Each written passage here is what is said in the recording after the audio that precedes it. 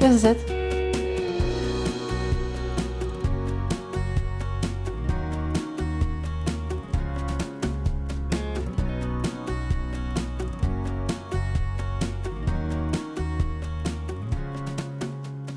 After renting our previous apartment for 10 years, the timing was finally right for my boyfriend and I to buy an apartment. While we loved the one-bedroom apartment we lived in, we've been wanting to leave our old neighborhood filled with traffic noise, loud drunken fights, and frequent trash on the street for a while now.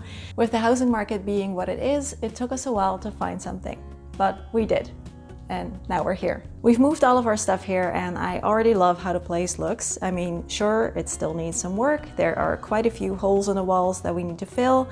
The bedroom can definitely use a fresh coat of paint. The balcony needs some love. There are some lamps that we still need to hang up. The fruit bowl doesn't have fruit in it yet, and this just looks sad. So it'll be a work in progress for a while, but overall, it's already starting to feel like home. In today's video, I want to share with you a bit more about some things I've learned from buying an apartment as a minimalist and how we can make intentional choices when it comes to our housing and our stuff to support our happiness and well-being as best we can. Welcome back everyone, and if you're new here, this is a place where you can get tips and inspiration for living a simpler, happier, and calmer life. So hit subscribe if you haven't already, because I would love to see you again next week. And today's video is kindly sponsored by Skillshare. We will chat more about them later. No matter how I put this pillow, it just looks weird. Sorry. What do you need versus what can you spend? When looking for a house, I think the number one question that people need answered is what can we afford? And then that kind of becomes the starting point when looking for a place. And I think people usually go for bigger is better, and so they search in that upper range of that price range that they can afford. We were quite shocked when our mortgage advisor told us what we were able to borrow for a mortgage, and this was a lot higher than we had initially thought possible. So our first initial response was, okay, great, then we can maybe go for something a bit bigger or a bit fancier than what we had initially been looking for. But we very quickly changed our minds about this when we looked into things a bit deeper and found out how high the monthly payments were going to be.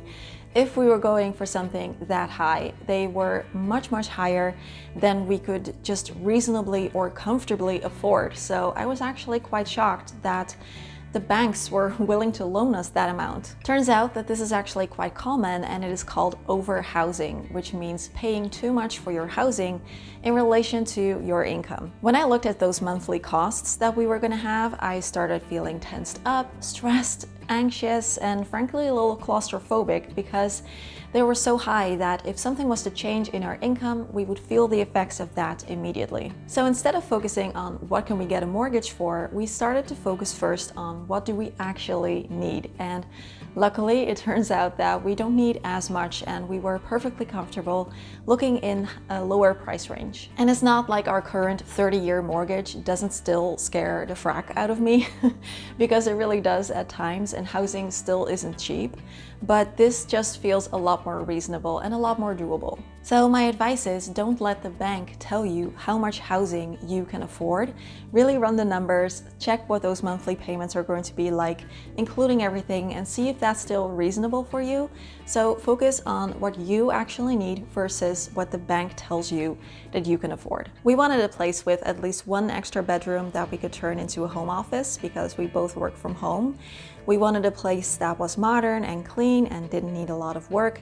And most of all, we wanted a place that was in a quieter, friendlier neighborhood so that we could feel safe and grounded whenever we were at home, and so that we could have friends and family over without worrying too much about what they would have to walk through when they walked up to ring our doorbell. So we found this place. It is a little bit smaller than our last apartment, even though that was a 1-bedroom and this is 3 bedrooms.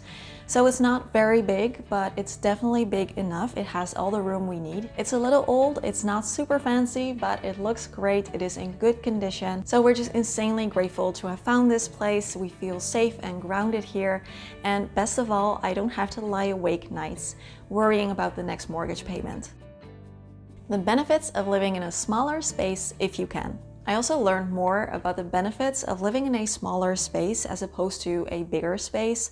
I know that, of course, not everyone has these options and these choices, but I, for one, am very happy that we went with a smallish apartment versus a bigger apartment or a two-story house. And of course, this is something that minimalism can help us with as well. I, for one, was very happy that we had been minimalist for a while and that we had just the right amount of stuff that we could easily store here without it feeling full or cluttered.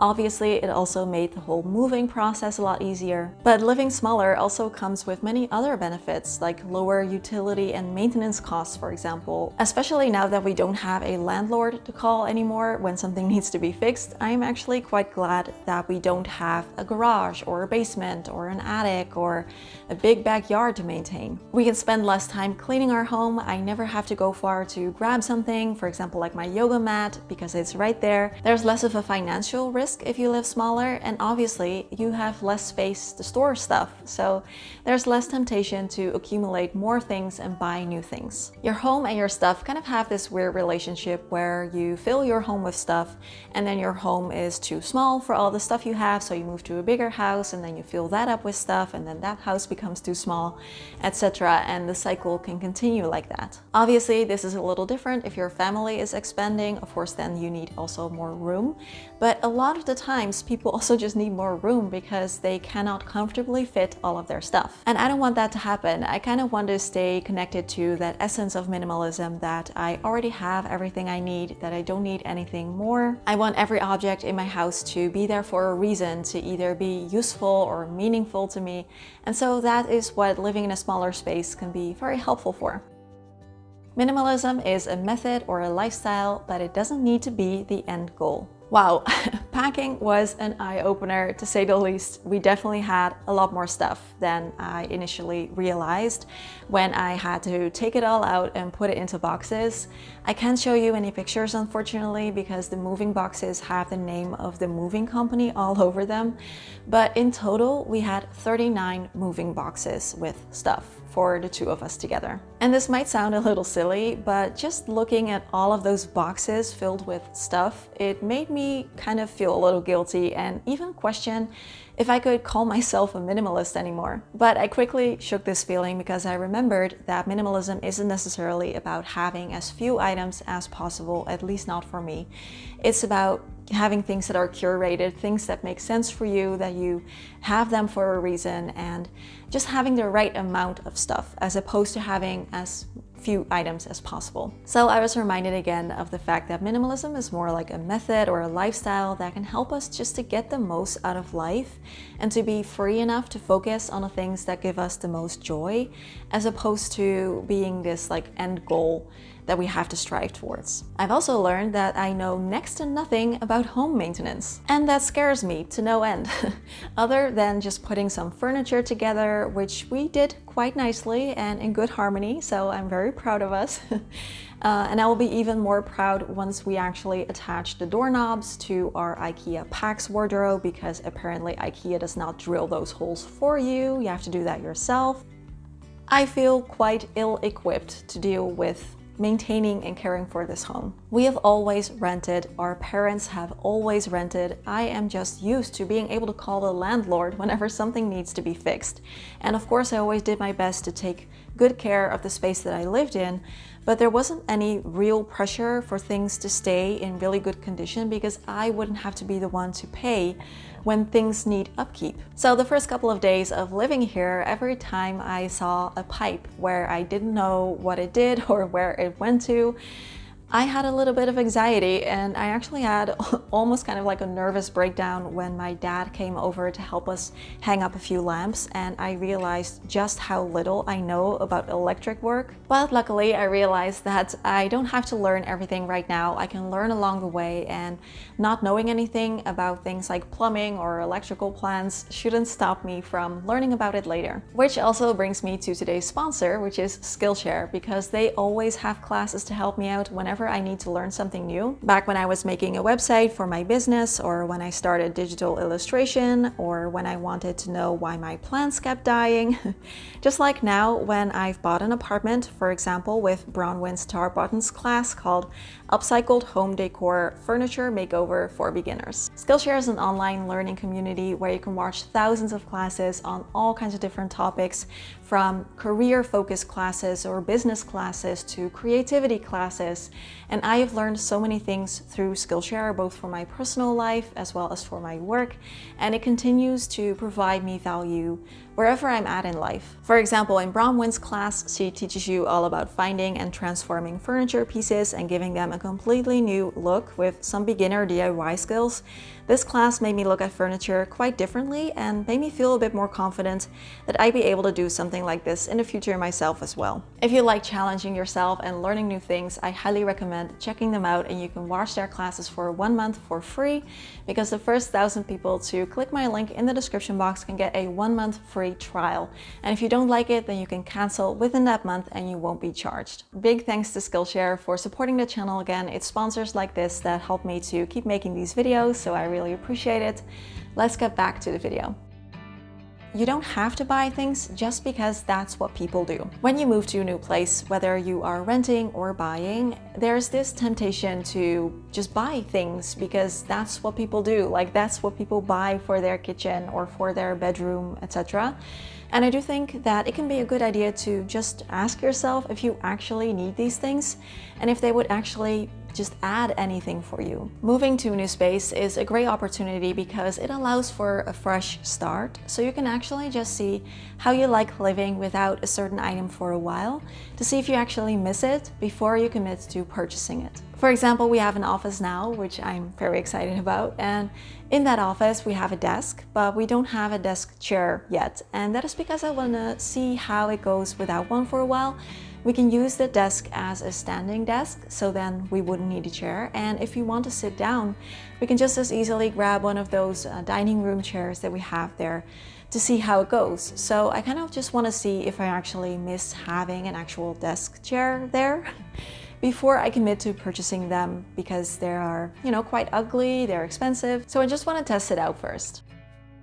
Know the difference between deal breakers and things that you can learn to live with. When it comes to where we live, probably no place is perfect unless you're a millionaire, in which case, go nuts. But this is, a normal, modest apartment outside of the city center. And while it is absolutely wonderful in many, many ways, it's not perfect. The traffic is still a bit loud. Somehow, almost all of the floorboards creak. We've seen a few silverfish here, which always send a shiver down my spine, even though they are really normal here, and we've had them in the old place as well. It also doesn't have central heating or like a thermostat where you can easily adjust the temperature for the entire unit. Stuff like that. But these are all things that we can easily learn to live with. However, we are now only starting to realize just how much stress living at the old apartment put on us, because we didn't feel really safe there.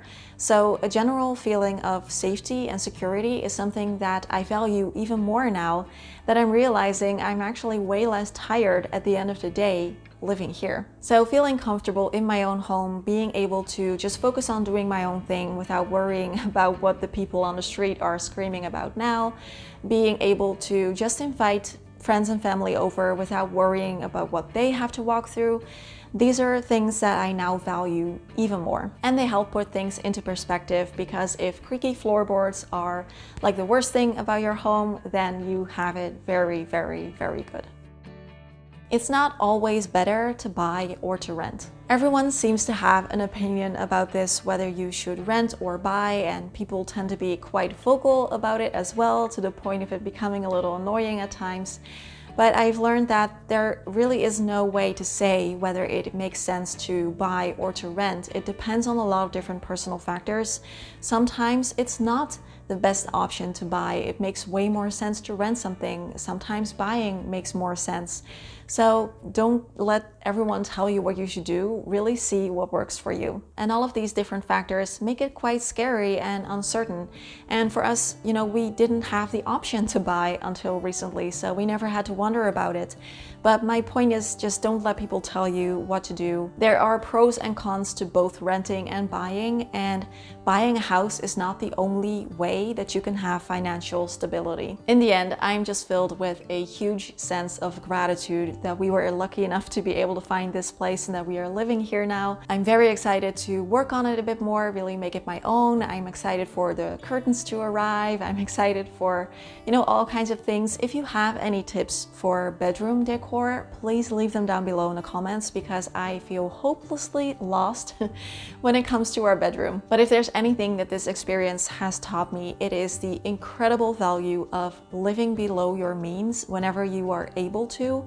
I know that not everyone has that option, and that's why mostly I feel so grateful. Living somewhere that's maybe a bit smaller, or not going for the really fancy things, but just going for the normal, modest things. Focusing on what you actually need and then work on it, make it your own, make it a nice place to be in, because a home is as beautiful as the people who live in it. A huge thank you to my patrons for their support of the channel. There is a new video up over there as well, where I show you a lot more about this new place and all of our plans for decorating it and the story behind it. So if you are on Patreon, feel free to hop over there and watch that video. And if you're not on Patreon already, consider joining. I share 2 extra videos a month over there, and it's just a really fun, nice community. There's over 80 videos up already that you can catch up on if you like. So you can go to patreon.com/simplehappyzen. As always, questions, comments, conversations down below. Have a wonderful day, and I will see you again next week. Thanks for being here. Bye bye. Did you catch my YouTube plaque in the office? It's finally at a place where it looks really cool.